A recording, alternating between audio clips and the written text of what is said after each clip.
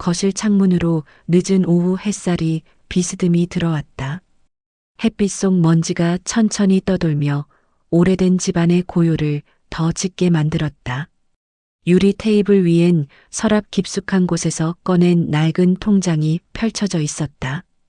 표지 모서리가 닳아 살짝 해져 있었고 손때가 묻어 색이 조금 바래 있었다. 그는 떨리는 손끝으로 페이지를 넘겼다. 종이가 마찰하는 소리가 유난히 크게 귀에 와닿았다. 손이 딱 멈췄다. 뭐야 이게. 혼잣말은 거의 숨소리처럼 작았다. 하지만 그 작은 소리가 집 전체에 울리는 듯했다. 그는 다시 페이지를 넘겼다. 빠져나간 날짜는 일정한 간격이었다. 금액도 작지 않았다. 수십 년 동안 아껴 모은 돈이 아무 말 없이 조금씩 그러나 확실히 사라지고 있었다. 뒷목이 뻣뻣하게 굳어갔다. 그는 본능적으로 손을 뒷목으로 가져가 꾹 누르며 숨을 들이켰다. 페이지 아래 작은 글씨가 시야에 들어왔다. 은정생활비, 은정관리비, 은정외식. 익숙하지 않은 이름. 그는 눈을 가늘게 좁혔다. 은정? 누구지? 머릿속에 떠오르는 얼굴은 단 하나도 없었다. 가족도 친척도 이웃도 아니었다. 여태 살아오며 들어본 적조차 없는 이름이었다. 그는 급히 휴대폰을 꺼내 금융센터에 전화를 걸었다. 네, 본인 인증으로 처리된 거래라고요? 제가 한 게 맞다고요? 그의 입술이 굳었다. 전화를 끊자 휴대폰이 손에서 힘없이 떨어져 테이블 위에서 굴렀다. 그는 굳어버린 얼굴로 천천히 서재로 걸어갔다. 서랍을 열었다. 가벼운 종이와 문서들이 흔들리며 흔적을 드러냈다. 그리고 늘 같은 자리에 있던 인감도장이 사라져 있었다. 순간 심장이 가슴 안에서 툭 하고 떨어진 듯한 느낌. 차갑고 묵직한 공포가 등줄기를 타고 올라왔다. 설마. 그는 서랍을 뒤졌다. 다시 뒤지고 또 뒤졌다. 그러나 도장은 어디에도 없었다. 그의 호흡이 거칠어졌다. 몇 달 동안 이상하게 들락날락하던 발걸음들. 집안 어딘가를 서성이던 시선. 그때는 대수롭지 않게 넘겼던 장면들이 하나둘 떠올랐다. 하지만 확신은 없었다. 그리고 확신이 없다는 사실이 오히려 그를 더욱 뒤흔들었다. 그는 다시 거실로 돌아와 통장을 바라봤다. 해는 이미 거의 지고 있었고 거실은 서서히 어둠에 잠겨들고 있었다. 조명을 켤까 하다 손을 멈췄다. 불을 켜는 순간 이 현실이 완전히 확정되는 것 같아서였다. 어둠 속 통장만이 섬뜩하게 하얗게 떠 있었다. 사라진 돈만큼이나 그 페이지에서 풍겨오는 냉기가 뚜렷했다. 도장, 인증, 은정, 누가. 그는 혼잣말처럼 중얼거렸지만 목소리는 자기 귀에조차 제대로 들리지 않았다. 그때 현관에서 띡 하는 소리와 함께 도어락이 풀리는 소리가 들렸다. 문이 열리는 소리가 천천히 울렸다. 누군가 들어왔다. 익숙한 발걸음 소리가 신발장 근처에서 멈췄다. 그리고 아주 자연스러운 목소리가 들려왔다. 아버지, 왜 이렇게 깜깜하게 계세요? 그는 천천히 고개를 들었다. 거실 한가운데 놓인 통장, 사라진 인감도장, 그리고 방금 들어온 그 발걸음. 모든 것이 하나의 점으로 수렴에 들어오고 있었다. 그는 아무 말도 하지 않았다. 그저 손끝으로 통장을 앞으로 밀어두었다. 어둠 속 통장 페이지에 적힌 그 이름이 다시 한번 눈에 들어왔다. 은정. 거실 공기가 얼어붙었다. 그는 천천히 입을 열었다. 이거 내가 설명해라. 어둠 속에서 누군가의 몸이 아주 미세하게 굳었다. 그리고 밤은 조용하게 무너져 내릴 준비를 하고 있었다. 거실의 어둠 속 통장을 바라보며 굳어있는 두 사람 사이에 말로 설명할 수 없는 묵직한 긴장이 흘렀다. 이게 왜 여기 있어요? 들어온 이는 통장에 눈이 닿는 순간 목소리가 아주 미세하게 흔들렸다. 그는 대답하지 않았다. 대신 통장을 다시 한번 앞으로 밀어놓았다. 종이 끝이 작은 바람에 흔들리는 것처럼 떨렸다. 설명해. 짧고 낮고 단단한 목소리였다. 상대는 천천히 숨을 들이켰다. 본능적으로 뒤통수를 극적이며 시선을 회피했다. 익숙한 버릇이지만 지금은 그것조차 의심스럽게 보였다. 아버지, 그거 왜 보셨어요? 내 돈이니까. 아니, 그게 아니라 그건 제가. 말끝이 흐려졌다. 은정이 누구냐? 그는 바로 본론을 꺼냈다. 상대의 표정이 순간적으로 굳었다. 눈이 살짝 커졌다가 이내 움직임이 멈췄다. 아, 그건. 말이 쉽게 이어지지 않았다. 조금만 더 밀어붙이면 금방이라도 터질 듯한 모습이었다. 그는 허리를 세우고 상대를 똑바로 응시했다. 어둠 속에서도 상대의 작은 움직임 하나하나가 대비되며 선명하게 보였다. 내가 모르는 이름이 내 통장에서 몇 번이나 찍혀 있어. 그리고 인감도장이 없어. 그 말에 상대의 어깨가 불쑥 굳었다. 눈빛이 불안하게 흔들렸다. 아버지, 그건 잠깐만 쓴 거예요. 잠깐? 급한 일이 있어서 그때 말씀드렸잖아요. 언제?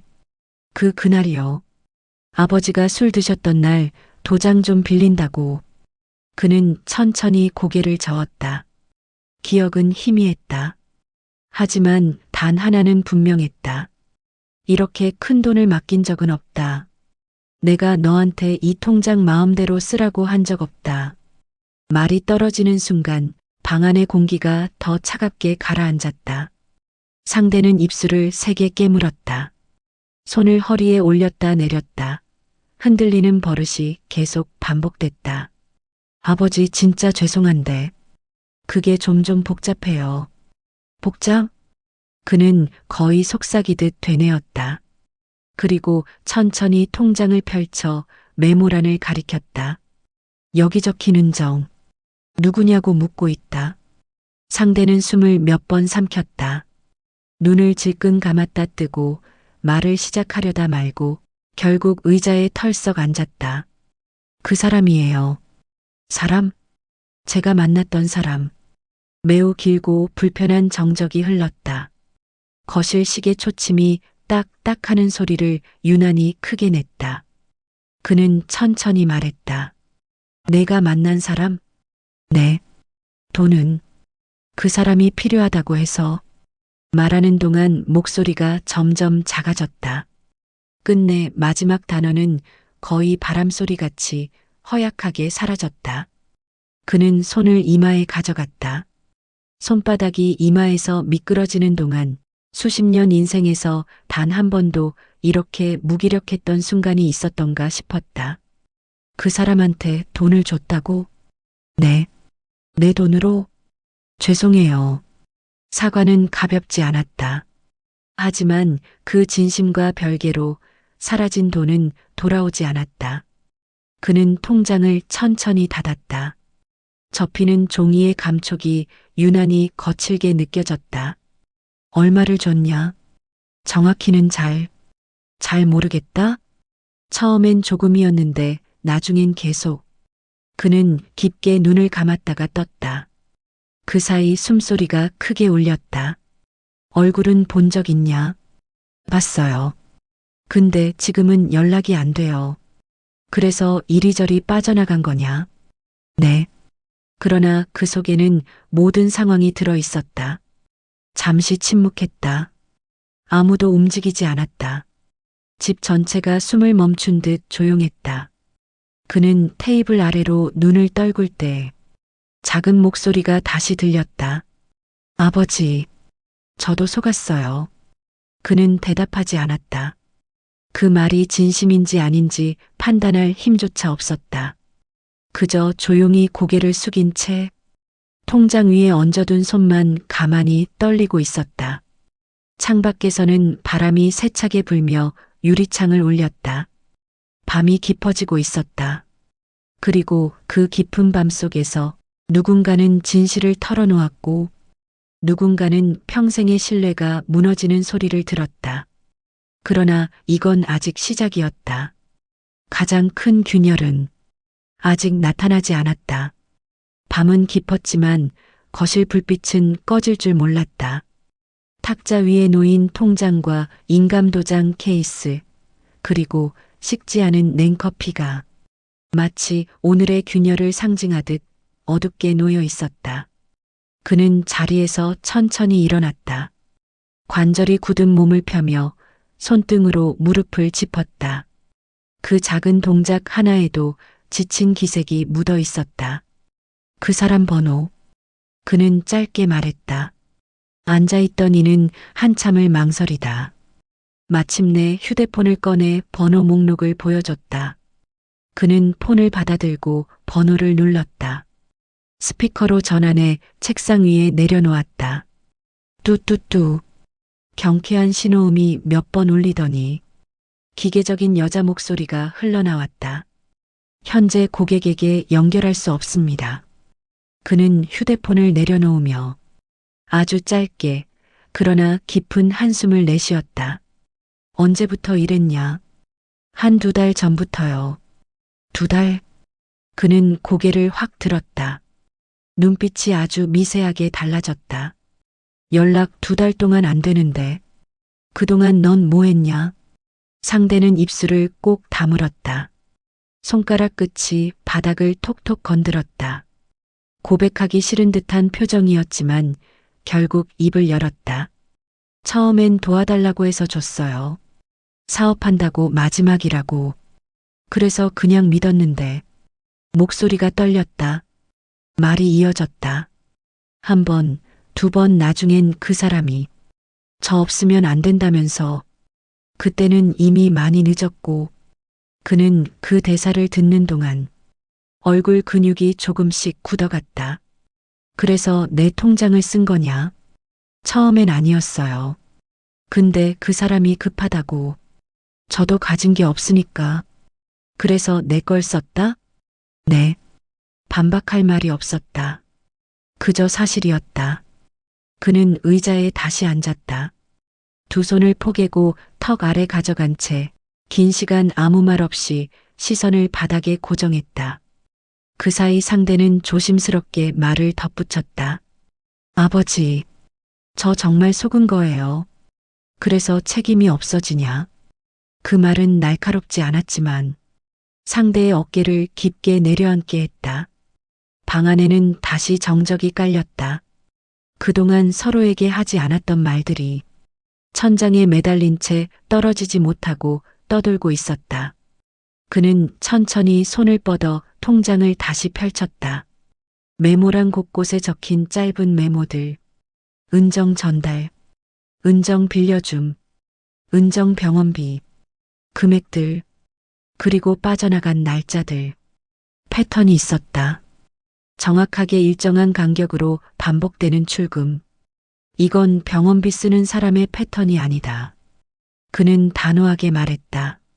상대는 고개를 숙였다. 얼굴이 그늘에 가려 표정이 보이지 않았다. 혹시 그 사람 너한테 뭐라 했냐? 협박이라도 했냐? 협박은 아닌데 그냥 저 아니면 죽겠다고. 그는 눈을 감았다. 속이 서늘하게 식어 내려갔다. 그래서 더 줬고. 네. 그는 휴대폰을 들어 올렸다. 이번엔 메시지 목록을 확인했다. 밤새 이어진 문장들. 보고 싶어. 조금만 더 도와줘. 지금 아니면 정말 끝이야. 내가 갚을게. 너밖에 없어. 그는 그 문장들을 읽는 동안 표정이 조금씩 비뚤어졌다. 이건 연애도 아니고 사랑도 아니다. 상대는 움찔했다. 이건 돈을 요구하는 말밖에 없다. 그 말에 상대의 입술이 떨렸다. 저도 알아요. 근데 그땐 그 사람이 정말 힘든 줄 알고 그는 더 이상 따지지 않았다. 할 말이 없어서가 아니라 지금은 아무 말도 통하지 않을 것 같아서였다. 카톡 프로필 사진은 있냐? 없어요. 항상 비워놨어요. 계정 이름은 이니셜만 적혀 있어서 그는 한참 동안 휴대폰 화면을 바라보다 휴대폰을 조용히 내려놓았다. 넌 그 사람 얼굴도 제대로 모르는 거냐? 사진 한 번 봤어요. 근데 요즘 다시 보니까 얼굴이 계속 다르게 느껴져요. 그는 눈을 감고 이마를 찡그렸다. 마치 오래된 퍼즐을 억지로 맞추려는 사람처럼. 혹시 그는 천천히 고개를 든다. 그 사람 내가 만난 사람이 맞기나 한 거냐? 상대는 아무 말도 하지 못했다. 정적이 흐른 뒤 그는 상처난 것 같은 목소리로 덧붙였다. 너 그 사람 실제로 몇 번 만났냐? 딱 한 번. 그는 몸을 굳혔다. 숨이 짧게 멈추었다. 한 번? 네. 방 안은 다시 고요해졌다. 누구도 움직이지 않았다. 시간조차 멈춘 것처럼 느리게 흘렀다. 그는 비어있는 방 안을 둘러보며 자신도 모르게 아주 작은 목소리로 중얼거렸다. 이건 그냥 사기다. 그 말이 바람처럼 공기 속에 흩어졌다. 상대는 움츠러든 어깨로 손을 감싸쥐었다. 그가 말없이 통장을 쥐고 있는 모습이 왠지 모르게 더 작고 초라해 보였다. 창밖에서 누군가 현관을 지나가는 발소리가 들렸다. 밤이 깊어가는 소리였다. 그는 통장을 천천히 접어 책상 위에 내려놓고 아주 느린 목소리로 말했다. 내일 아침부터 다시 확인해 보자. 하나도 빠짐없이. 그 말의 끝에는 분노도 절망도 아닌 묵직한 책임의 무게만 남아 있었다. 밤은 그렇게 끝났다. 하지만 다음 날 더 큰 진실이 기다리고 있을 거라는 것을 그들 누구도 아직 알지 못했다. 사막 사라진 그림자. 아침 햇빛이 커튼 틈으로 스며들었다. 집안에는 누구도 말하지 않은 피곤함이 잔뜩 깃들어 있었다. 그는 밤새 잠을 설친 듯 눈가가 부어 있었고 식탁에 앉은 상대 역시 손을 모은 채 움직이지 않았다. 식탁 위엔 통장과 노트 그리고 볼펜 한 자루가 놓였다. 그는 통장을 펴고 날짜별 출금 패턴을 노트에 옮겨 적기 시작했다. 여기, 이 날짜, 출금한 사람 맞냐? 네. 이건? 이날은 뭐 때문에? 그 사람이 급하게 필요한 일이 있다고 해서 그는 대답을 들을 때마다 펜촉을 조금 더 깊게 눌러 적었다. 흰 종이 위에 검은 글씨가 힘겨운 듯 새겨졌다. 잠시 후 노트 한 장이 빽빽하게 채워졌을 때 그는 펜을 내려놓으며 짧게 말했다. 패턴이 너무 일정하다. 그는 휴대폰을 들어 메신저 화면을 다시 스크롤했다. 연락의 흐름도 출금 날짜들과 거의 일치했다. 이 사람 돈 나갈 때만 연락했네. 그러네요. 상대의 목소리는 점점 작아졌다. 그때였다. 그의 휴대폰에 낯선 번호가 뜨며 벨이 울렸다. 서울 2번호네. 그는 잠시 주저하다 통화 버튼을 눌렀다. 여보세요? 잠시 정적. 이어서 차가운 여성의 목소리가 들렸다. 혹시 은행 지점에서 연락드렸습니다. 고객님, 최근 통장에서 비정상 출금이 여러 차례 발생해 확인차 연락드렸습니다. 그는 의자를 바짝 당겼다. 비정상 출금이요? 어떤 거요? 고객님 명의 계좌에서 일정 금액이 반복적으로 타인 계좌로 이체된 내역이 있습니다. 보이스피싱 의심 계좌로 분류되어 지금 즉시 확인이 필요한 상황입니다. 상대는 그 말을 듣는 순간 눈이 커졌고 손이 떨렸다. 그는 통화 이어폰을 스피커로 전환했다. 혹시 계좌번호 좀 말해보세요. 상대가 입술을 뜯었다. 뒷자리 7834 맞으시죠? 맞습니다. 그 계좌는 현재 수사기관에서 피해 신고가 여러 건 접수돼 있습니다. 혹시 고객님도 피해 보셨다면 지금 바로 지점 방문 요청드립니다. 그는 잠시 말을 잃었다. 잠깐만요. 그러면 그 계좌 주인이 누구인지 알 수 있나요? 죄송하지만 개인정보로 안내가 어렵습니다. 다만 고객님 계좌도 피해 연루 가능성이 있어 일부 거래가 제한될 수 있습니다. 상대의 호흡이 과하게 빨라졌다. 그 사람 잡힌 거예요? 상대가 묻자 그는 손으로 제지했다. 잠시만요. 그 계좌 혹시 이름은 이재희로 돼 있습니까? 이니셜로만. 네. 이재희 맞습니다. 피해자분들 대부분 그 이름으로 알고 계십니다. 그는 눈을 감았다. 상대는 그 순간 완전히 굳어버렸다. 저희는 더 도와드릴 수 없고 오늘 중으로 지점 방문하시기 바랍니다. 통화는 짧게 끝났다. 방 안에 깊은 침묵이 내려앉았다. 그는 휴대폰을 천천히 내려놓고 테이블 위에 두 손을 올려놓았다. 손등에 핏줄이 도드라져 있었다. 이제 확실해졌다. 상대는 떨리는 목소리로 물었다. 저 완전 속은 거죠? 그 사람이 그게 다. 그는 잠시 말하지 않았다. 답을 대신하듯 노트 위에 빼곡히 적힌 출금 날짜들만 그들에게 냉혹한 사실을 말하고 있었다. 은행 가보자. 그는 의자를 밀고 일어섰다. 상대는 자리에서 일어나면서도 자꾸 뒤를 돌아보았다. 마치 집 안 어딘가에 그 이재희라는 사람이 숨겨져 있을 것처럼. 현관을 나설 때 그는 신발을 신으며 낮게 말했다.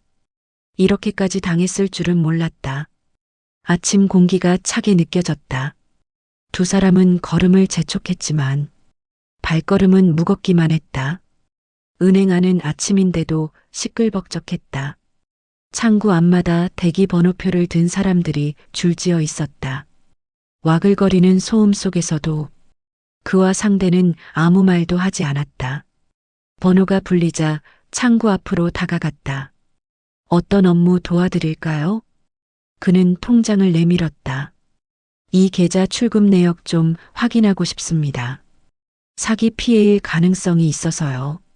직원은 통장을 넘겨받아 키보드 위에 손을 올렸다. 고객님 성함 확인이 필요합니다. 절차를 마친 뒤 직원은 화면을 확인하며 눈썹을 살짝 찡그렸다. 고객님 계좌 현재 사기 의심 거래 계좌로 분류되어 있습니다. 상대의 손이 떨렸다. 저 그럼 돈은요? 남아있는 돈은? 직원은 조심스레 말끝을 골랐다. 현재 잔액은 5만 3천 원 남아 있습니다. 상대는 숨을 삼켰다. 그는 눈을 감고 이마를 짚었다. 처음 잔액이 얼마나였죠? 직원이 다시 화면을 살폈다. 약 1억 8천 정도요. 그 말이 끝나자마자 상대는 입을 틀어막았다.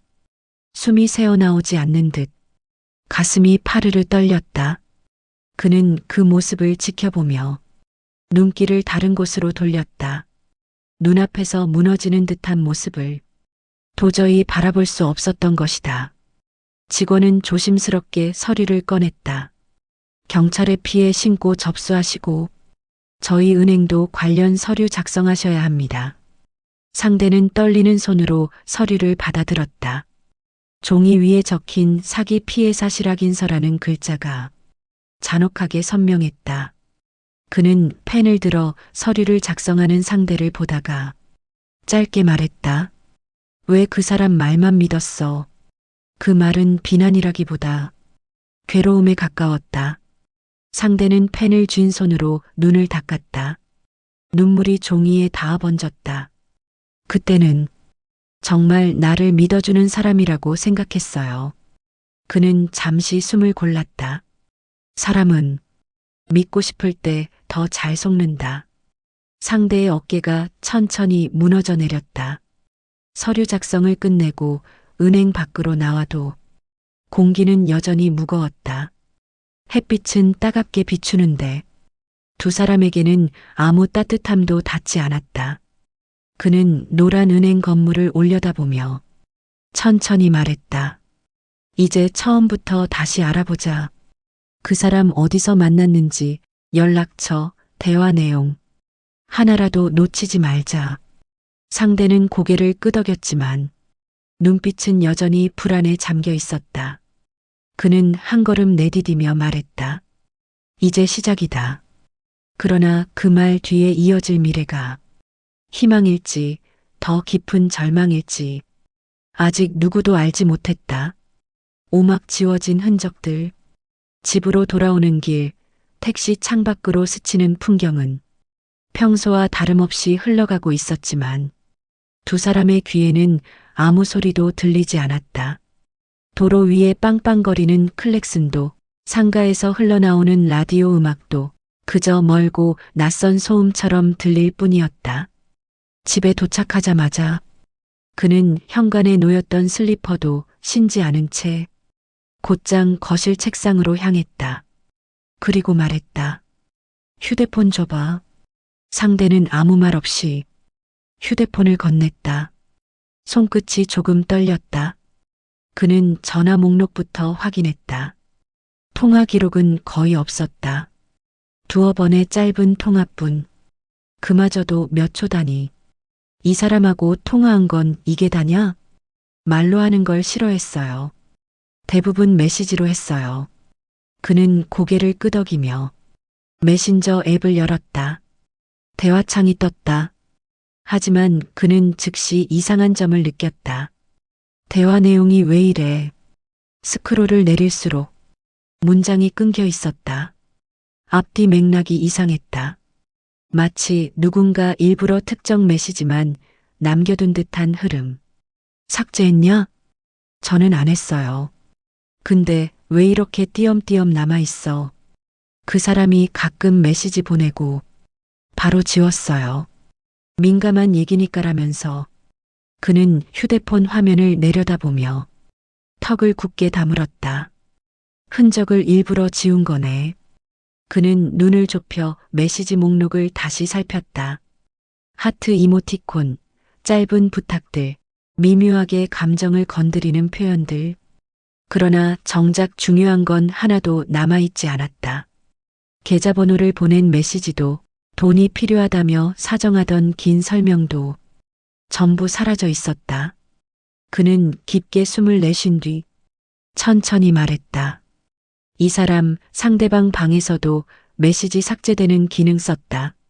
상대의 눈이 커졌다. 그게 돼요? 요즘은 된다. 상대 폰에서도 같이 지워지는 기능. 상대는 손등으로 이마를 쓸어내렸다. 혼란과 후회가 번갈아 얼굴을 스쳤다. 그는 다시 폰을 들여다보며 프로필 사진을 눌러 확대했다. 사진 속 인물은 흐릿한 실루엣. 뒤편에 해변이 있었지만 얼굴은 그림자처럼 알아볼 수 없었다. 이 사진도 인터넷에서 퍼온 거다. 그는 즉시 다른 폰을 꺼내 이미지 검색을 시도했다. 몇 초 후 결과가 화면에 떴다. 비슷한 이미지 수십 개. 전부 여행 블로그, 광고 사이트, SNS 계정에 널려 있었다. 상대는 손으로 입을 틀어막았다. 이 사람, 진짜 얼굴이 아니었네요. 그는 휴대폰을 내려놓으며 낮게 말했다. 얼굴도 없고, 이름도 없고, 연락처도 없다. 두 사람 사이로 다시 길고 무거운 침묵이 내려앉았다. 책상 위에 쌓이는 단서들. 그는 노트를 꺼내 새 페이지에 이렇게 적었다. 출금 날짜 패턴, 삭제된 메시지, 유령 프로필 사진, 이니셜만 있는 이름, 한 번뿐인 실제 만남, 그리고 마지막 항목 옆에 조금 힘주어 덧붙였다. 만남도 진짜였는가? 그는 펜을 내려놓으며 낯선 무언가가 등을 스치고 지나가는 느낌을 받았다. 혹시 그때 만났다는 그 사람이 같은 사람인지조차 알 수가 없다. 상대는 눈을 감았고 숨결이 불규칙하게 흔들렸다. 그때 얼굴은 마스크도 쓰고 있었고 밤이기도 했고 대화도 짧았어요. 그는 고개를 들었다. 계좌번호 보낸 사람이랑 그날 만난 사람이랑 다른 사람일 가능성도 있다.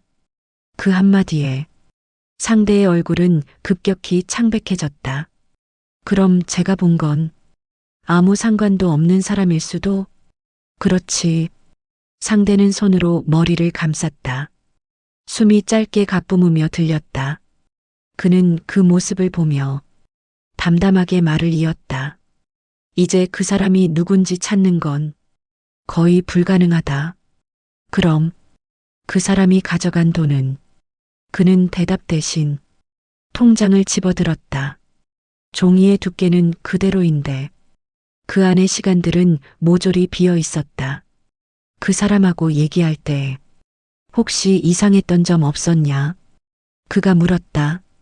상대는 한참을 고민했다.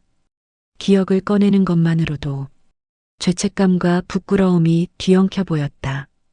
그 사람이 전화는 꼭 밤에만 했어요. 밤? 네. 낮에는 회의 중이라서 일하느라 시끄러워서 늘 그랬어요. 그는 노트에 밤에만 연락이라고 적었다. 또 가끔 말투가 조금 달라졌던 것 같아요. 달라졌다? 어떤 날은 되게 상냥하고 어떤 날은 급하고 짧고 그리고 문장 부호도 자주 달라졌어요. 그는 펜을 멈췄다. 여러 명이 운영했을 가능성이 있다. 상대의 손이 덜덜 떨렸다. 여러 명? 그럼 그 사람이 아니라 팀이었던 거예요? 그는 짧게 대답했다. 요즘 사기 조직 대부분이 그렇다. 그 말이 떨어진 순간 상대는 의자에 앉은 채 목이 툭 꺾여 고개를 떨어뜨렸다. 제가 혼자 상대하고 있다고 생각했는데 아니었다. 그러면 제가 보낸 메시지들 그 사람뿐만 아니라 다른 사람들도 다 봤다는 거잖아요. 그는 대답하지 않았다. 하지만 침묵은 이미 충분한 답이었다. 상대의 눈가에 눈물이 고였다.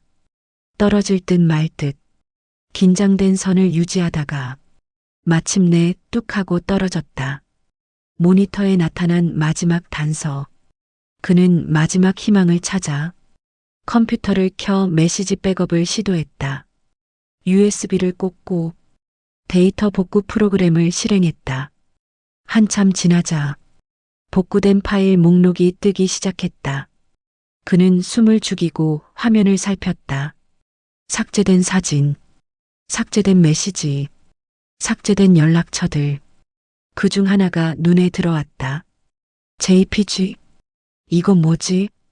그는 파일을 열었다. 화면에 아주 흐릿한 여자 사진이 떴다. 하지만 사진은 확실히 기괴했다. 얼굴이 어색하게 매끄럽고 눈동자는 지나치게 또렷했다. 뭔가 자연스럽지 않았다. 이거 AI 얼굴이다. 상대는 충격에 말을 잃었다. AI라고요? 요즘은 진짜 사람처럼 보이는 얼굴 금방 만든다. 사진 속 여자는 어디에도 존재하지 않는 사람이었다. 그는 노트의 마지막 문장을 천천히 적었다. 상대는 실존하지 않는다. 상대는 천천히 숨을 들이켰지만 끝까지 떨림이 멈추지 않았다. 그리고 그가 노트를 덮는 순간 집안에는 아무 말도 할 수 없는 고요만 남았다. 더는 탓할 대상도 찾을 수 있는 사람도 따라갈 흔적도 없었다. 하지만 이제는 남아있는 현실과 무너진 삶을 마주해야 하는 시간이 조용히 다가오고 있었다. 밤이 깊어갈수록 집안 공기는 더 무거워졌다. 부엌에서 흘러들어오는 냄새 하나 없이, 달그락거리는 소리조차 없이 거실은 아무 생기 없는 공간처럼 고요했다. 그는 책상 앞에 앉아 있었고 상대는 식탁 끝에 손을 모은 채 아무 말도 하지 않았다. 서로의 호흡만이 어둠 속에서 희미하게 들릴 뿐이었다. 그는 한참 동안 노트를 바라보다 입술을 떼었다. 오늘 나온 얘기들 다 정리해보자. 상대는 천천히 고개를 들었지만 눈빛에는 힘이 없었다. 내가 가진 증거는 거의 없어. 돈 보낼 때마다 메시지도 지워졌고 계좌는 이미 폐쇄됐거나 다른 사람 명의일 수도 있고 말은 담담했지만 그 밑에는 피로와 충격이 겹겹이 쌓여 있었다. 상대는 힘없이 중얼거렸다. 그 사람 처음엔 정말 따뜻했어요. 제가 뭐라고 말하면 꼭 진심으로 듣는 것 같았고 그는 그 말을 듣고 조용히 시선을 낮췄다. 그래. 그래서 이런 사기가 먹히는 거야. 상대의 어깨가 천천히 내려앉았다. 마치 무게를 견디지 못해 조금씩 무너지는 벽처럼 빛처럼 쌓여있던 말들. 아버지. 상대가 조심스럽게 말을 꺼냈다. 목이 잠겨 있었다. 저 죄송해요. 제가 너무 바보 같아서. 그는 대답하지 않았다. 하지만 그 침묵은 분노가 아니라 말할 수 없는 복잡함이었다. 내가 이해 못하는 건 그는 천천히 말을 이었다. 왜 내가 아니라 그 사람한테 기대려고 했냐는 거다.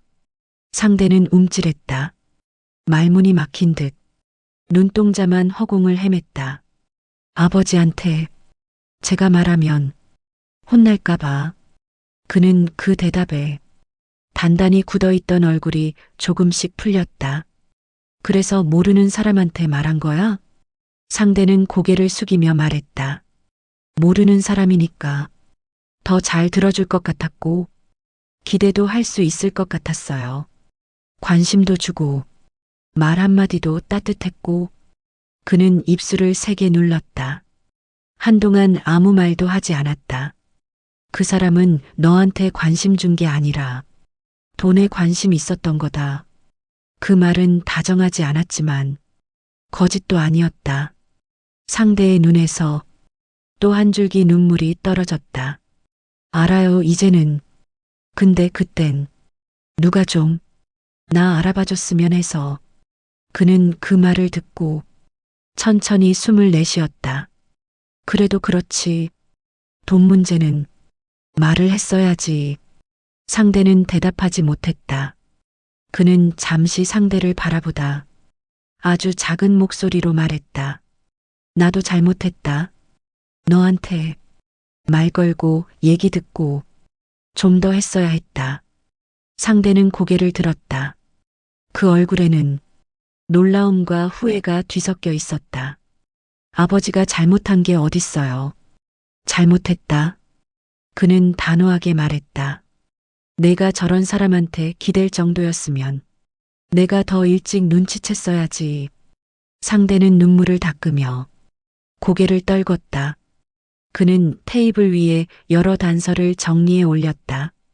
휴대폰, 노트, 복구된 사진들, 모든 조각을 맞추려 하지만 퍼즐은 일부가 아예 없는 상태였다. 이 사람들 진짜 어디 있는 걸까요? 상대가 떨리는 목소리로 말했다. 몰라. 그의 대답은 짧았다. 대부분 해외 서버 쓰고, 가짜 전화번호 쓰고, 가짜 얼굴 쓰고, 잡기 힘들다. 상대는 한동안 조용히 있었다. 그러다 낮게 속삭였다. 저는 그 사람 진짜 있는 줄 알았는데. 그는 컴퓨터 화면 속 AI로 생성된 그 미묘한 얼굴을 바라보며 말했다. 원래 마음 약한 사람 잡는 놈들은 이런 걸 제일 잘 만든다. 상대는 손으로 무릎을 꽉 잡았다. 관절이 하얗게 드러날 만큼. 그 사람, 저한테 뭐라고 했는지 아세요? 그는 고개를 들었다. 넌 나한테 특별한 사람이라고. 어떤 상황이 와도 믿어달라고. 그는 눈을 감았다. 그 말 수십 명한테 똑같이 했을 거다. 상대는 숨을 삼키는 소리가 들릴 정도로 충격을 받은 듯했다. 부서진 믿음 위에 남은 것. 그는 노트를 덮으며 말했다. 이제 경찰에 신고하고 은행 조사 진행되면 그 사람들이 쓴 계좌 추적은 할 거야. 상대가 작은 희망처럼 묻는다. 그럼 돈 일부라도 돌아오나요? 그는 한참을 뜸들였다. 그리고 천천히 고개를 저었다. 솔직히 말하면 거의 못 찾는다. 이미 다른 계좌 여러 번 거쳐서 흩어졌을 가능성이 크다. 상대의 눈에서 또 한 번 눈물이 떨어졌다. 그럼 저는 이제 어떻게 해야 해요? 그는 상대의 손등을 조심스럽게 눌렀다. 그 행동은 아주 어색했지만 진심이었다. 일단 오늘은 울어라. 울고 내일부터 하나씩 다시 정리하자. 상대는 고개를 끄덕였지만 눈빛에는 다시 끓어오르는 불안이 가득했다. 아버지, 상대가 낮게 불렀다. 그는 천천히 돌아봤다. 그 돈, 아버지 인생 모은 건데, 저 때문에. 그는 말을 끊었다. 됐어. 그의 목소리는 생각보다 단단했다. 그 돈 없다고 내 인생 무너지는 거 아니다. 상대는 눈을 크게 떴다. 그는 천천히 덧붙였다. 내가 살아있고 집에 있고 나한테 돌아온 게 그게 더 중요하다. 상대의 입술이 떨렸다. 말은 나오지 않았지만 표정에는 무너지는 감정이 고스란히 담겨 있었다. 깊어지는 밤, 다가오는 의심. 그는 노트를 다시 펼치고 대화를 분석한 내용을 덧붙였다. 밤 시간대에만 연락. 말투가 자주 바뀜. 메시지 삭제 빈번. 감정 자극하는 표현 반복. 계좌는 여러 피해자와 동일. 얼굴은 AI 합성. 그는 항목을 읽을 때마다 표정이 더 굳어졌다. 그리고 마지막에 하나를 더 적었다. 첫 만남 자체가 함정이었을 가능성. 상대는 놀란 눈으로 물었다. 그날 만나는 장소, 저한테 알려준 사람이 그 사람 맞았어요. 근데 혹시 그는 머리를 끄덕였다. 네. 그날 나온 사람은 조직원이었을 수도 있다. 상대의 심장이 덜컥 내려앉는 듯 숨이 크게 흔들렸다. 그 사람, 제가 누군지 알고 있었던 거네요. 그렇다. 그는 단호하게 말했다. 상대는 눈을 감았다. 입술이 파르르 떨렸다. 그는 핸드폰을 들어 복구된 메시지를 다시 넘기다가 작게 중얼거렸다. 이 사람들, 너한테 너무 많은 걸 알고 있다. 상대는 두 손으로 얼굴을 감쌌다. 집 안 공간은 점점 차갑게 가라앉았다. 세상 어디에도 존재하지 않는 사람들, 실체 없는 얼굴, 흩어진 계좌, 지워진 메시지, 밤에만 전해지던 감정의 말들, 그리고 그 모든 뒤에서 이름 없는 누군가가 지켜보고 있었다는 사실. 그는 마지막으로 조용히 말했다. 이제 이걸 어떻게 끊어내야 할지 그 방법을 찾아야 한다. 그러나 그 방법의 끝이 빛인지 더 깊은 어둠인지 아직 누구도 알 수 없었다. 칠막 추적의 시작. 다음 날 아침 공기는 차갑고 습했다. 거실 창밖에는 회색 하늘이 가득했고 빗방울이 미세하게 창문을 두드렸다. 그는 책상 앞에 앉아 복구된 메시지와 은행 내역을 펼쳤다. 손끝에는 피로가 묻어 있었고 눈은 붉게 충혈되어 있었다. 상대는 식탁 끝에 앉아 손을 모은 채 아무 말도 하지 않았다. 숨소리만 간헐적으로 방안을 채웠다. 오늘부터 체계적으로 확인한다. 그가 낮게 말했다. 거래 내역, 메시지, 사진, 모든 것. 하나도 놓치지 않는다. 상대는 떨리는 손으로 고개를 끄덕였다. 저 이번에는 저도 끝까지 같이 할게요. 좋아. 그는 한숨을 길게 내쉬고 메모들을 하나씩 정리하기 시작했다. 단서의 배열. 그는 거래 내역을 날짜별로 줄 세우고 메신저 내용을 시간순으로 맞췄다. 모든 패턴과 메시지를 선으로 연결하며 마치 범죄 수사관처럼 행동했다. 여기 밤 11시 출금 50만 원. 그는 포스트잇에 적었다. 그 다음날 8시 메시지 오늘 회의. 그리고 바로 이체. 상대는 고개를 숙인 채 손끝으로 테이블 모서리를 톡톡 두드렸다. 보세요. 거래 시간과 메시지 흐름이 완전히 일치해요. 그는 천천히 말했다. 이 조직 거래를 통제하면서 감정을 조절하고 있단 얘기다. 상대는 떨리는 목소리로 물었다. 그럼 그 사람들, 저한테 감정을 보낸 척 한 것도 전부? 그는 조용히 고개를 끄덕였다. 그렇다. 돈을 더 쉽게 얻으려고 만들어진 거짓 감정. 상대의 눈이 커졌다. 손이 떨렸다. 그럼 제가 믿었던 전부 거짓이었네요. 응. 그의 목소리는 무겁지만 담담했다. 발자국을 따라 그는 다음 단계를 계획했다. 우선 은행에서 제공한 계좌를 추적한다. 과거 거래 내역, 연결 계좌, 출금 흐름. 모두 수사기관과 협조해야 한다. 상대는 멀리 있는 창밖을 바라봤다. 비가 흩날리는 거리, 지나가는 사람들, 모두 아무 상관없는 일상처럼 보였다. 그리고 나머지는 인터넷 흔적과 메시지 기록, 프로필 사진도 AI 합성인지 서버 위치까지 추적해야 한다. 상대는 손끝으로 머리를 쓸어 올렸다. 그런 걸 다 할 수 있을까요? 그는 잠시 침묵하다. 조용하지만 단호하게 말했다. 오늘부터 하나씩 찾는 거다. 작게라도 단서가 남아있다면 우린 그걸 따라가야 한다. 그는 노트에 기록하며 눈에 보이는 작은 증거들을 놓치지 않았다. 출금 날짜 패턴, 메시지 반복 단어, 밤 시간대 연락 집중, AI 합성 얼굴 사진, 삭제된 메시지 흔적, 모든 건 연결돼 있다. 그는 낮게 중얼거렸다. 상대는 잠시 멈췄다. 이건 저 혼자서는 절대 못 찾았겠죠. 그는 눈을 감았다가 떴다. 그래, 같이 해야 한다. 그는 휴대폰을 들어 복구한 메시지를 스크롤하며 메모한 패턴과 비교했다. 여기서 이상한 점. 같은 메시지를 여러 계좌에 보내고 같은 출금 요청을 반복했어. 한 명이 아니라 팀이 움직였다는 증거야. 상대는 숨을 삼켰다.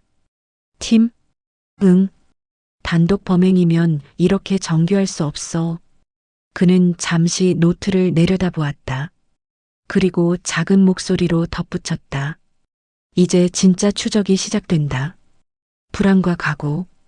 창밖 빗소리 속 상대가 조심스럽게 물었다. 그 사람 잡을 수 있을까요? 그는 천천히 눈을 들어 상대를 바라봤다. 완전히? 아마 힘들 거다. 하지만 단서 하나라도 찾는 게 중요하다.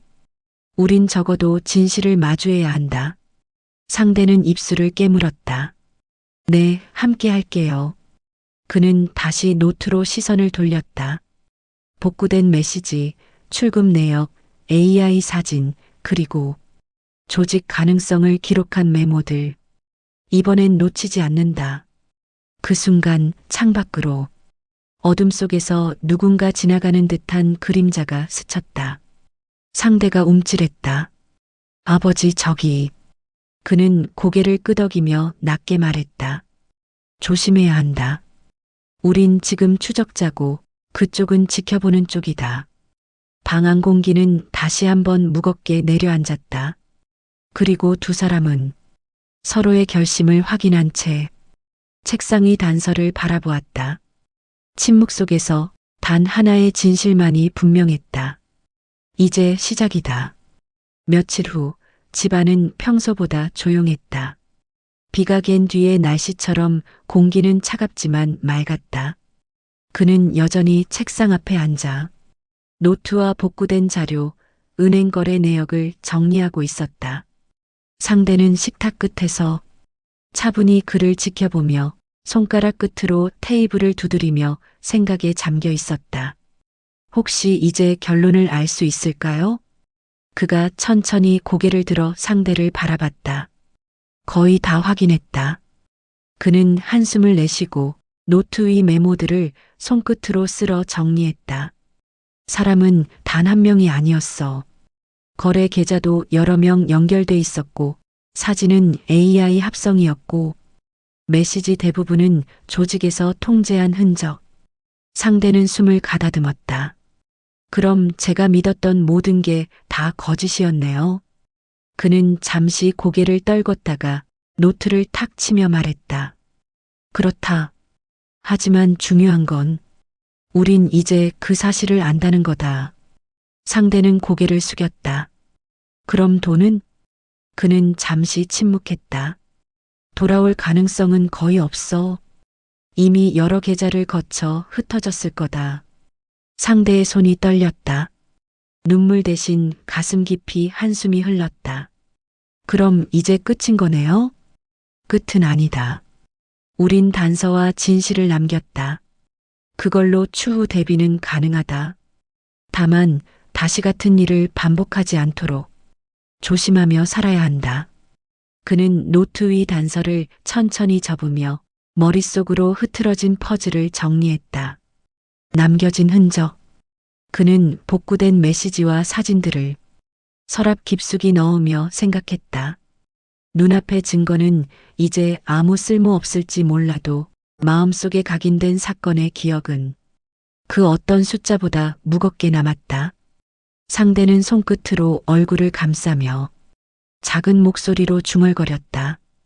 이 사람 진짜 사람도 아닌데 왜 이렇게 마음이 흔들렸을까? 그는 잠시 상대를 바라보다가 담담하게 말했다. 믿음은 쉽게 만들어지지만 무너지면 회복하기 어렵다. 하지만 그게 인생이야. 상대는 눈을 크게 뜨고 한참 동안 아무 말도 하지 않았다. 그저 머릿속으로 사건의 흐름을 되새기며 아직도 남아있는 혼란과 허무함을 느꼈다. 그는 창밖으로 시선을 돌렸다. 햇빛이 부드럽게 들어오지만 집 안에는 여전히 지난 며칠간의 그림자가 남아 있었다. 우린 살아남았다. 그가 낮게 중얼거렸다. 그게 가장 중요한 거다. 상대는 고개를 들어 그의 말에 천천히 고개를 끄덕였다. 네, 살아남았네요. 그는 다시 노트를 펼치며 지난날의 사건을 다시 한번 기록했다. 다음에는 반드시 이런 일이 반복되지 않도록 모든 단서와 증거를 한눈에 볼 수 있도록. 상대는 조용히 그의 옆에 서서 손을 얹었다. 그리고 두 사람은 서로를 바라보았다. 말은 필요 없었다. 그 눈빛만으로 충분했다. 밖에서는 가을바람이 창문 틈을 스치고 작은 나뭇잎 하나가 천천히 흔들렸다. 그는 깊게 숨을 내쉬며 조용히 중얼거렸다. 진실을 알았지만 완전히 붙잡을 수 없는 현실. 그래도 살아있으니 괜찮다. 상대는 작은 미소를 지었다. 하지만 그 미소 속에도 아직 완전히 회복되지 않은 마음의 흔적이 남아 있었다. 창밖의 햇살과 거실에 남은 흔적들, 그리고 서로의 존재.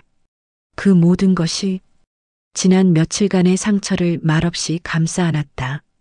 그리고 화면 밖에서는 한동안 아무 말도 없는 정적만 흐른다. 끝까지 남은 건 진실과 그림자, 그리고 살아있는 서로에 대한 묵직한 여운이었다.